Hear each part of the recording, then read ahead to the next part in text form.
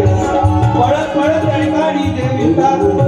पळत पळत आलेले देव त्या ठिकाणी रुक्मिणीचा हात पकडतात बरं का. आणि रुक्मिणीचा हात पकडून त्या ठिकाणी पळून घेऊन गेलेले आहेत. रुक्मिणी पळाली, रुक्मिणी पळाली, रुक्मिणी पळाली.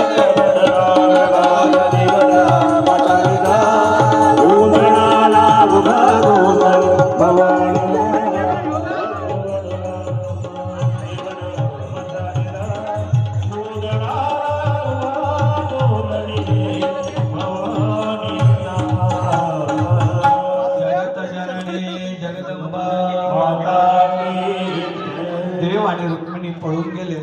समोर देव माधवपूरला येतात आणि माधवपूरला देवाचा विवाह त्या ठिकाणी होतो आहे. चला आपण या ठिकाणी देवाचा विवाह लावूया.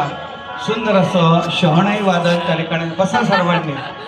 शहनाई वादन व्हायला लागलं आणि रुक्मिणी आणि भगवंताचा सुंदर विवाह त्या ठिकाणी होतो आहे बरं का. चला शहनाई वादन त्या ठिकाणी होते आहे.